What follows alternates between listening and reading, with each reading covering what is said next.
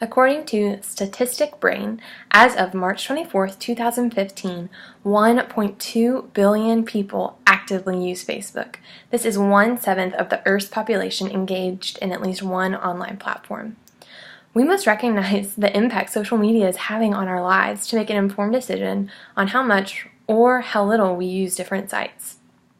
Social media is leaving a lasting negative impact on society, evidenced by issues of mistrust and lack of face-to-face interaction. I am 19 years old, and you would expect for me to have a Facebook account, but as of January 1st, 2015, I deactivated it. Originally, it was just to unplug for a little, but I felt a lot more free and have not reactivated it since.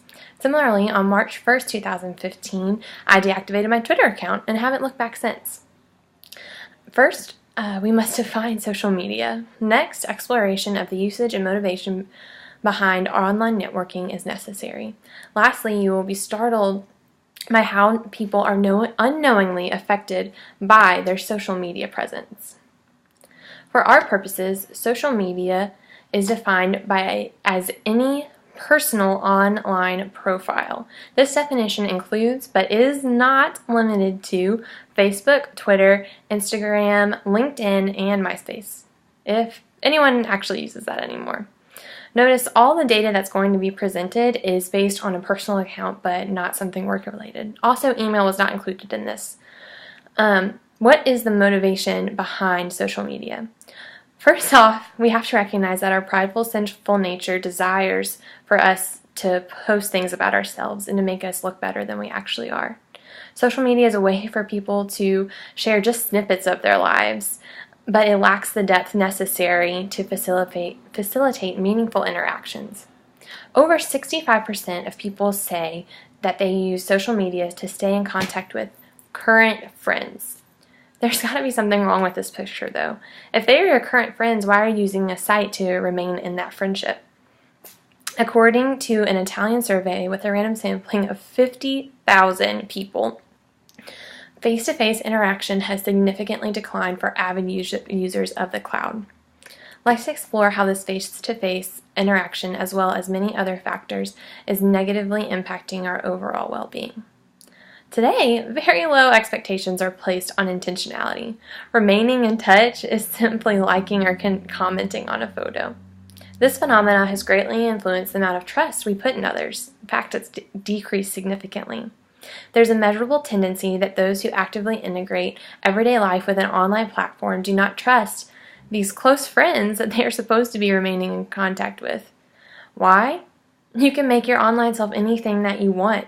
You can lie and share a highlight about something that maybe isn't entirely true. And if you're doing that, then you certainly know other people are as well.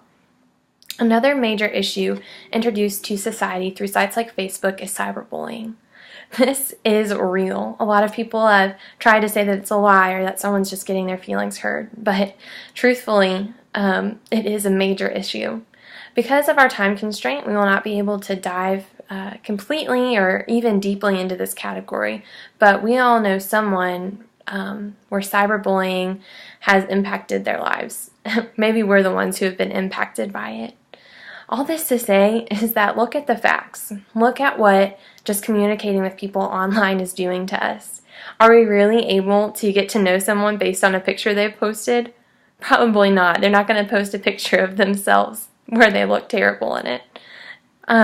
Being real with someone includes vulnerability, and that's something that an online platform lacks. So we define social media as any personal online profile.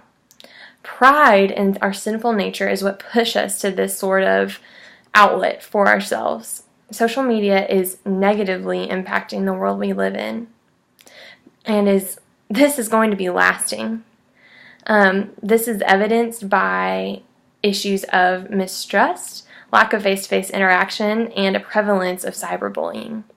Unfortunately, we all know that Facebook is going to come out with the next big thing. It's a business, of course it is. We know that there's going to be some new trending hashtag on Twitter that we're supposed to be a part of. But you have the ability to choose how much time you spend on that. So please, I beg you to make an informed decision on how much time you're going to spend in social media. as well as how much that's going to be a basis for the friendships you pursue. After you make your decision, think about it, but don't tweet about it.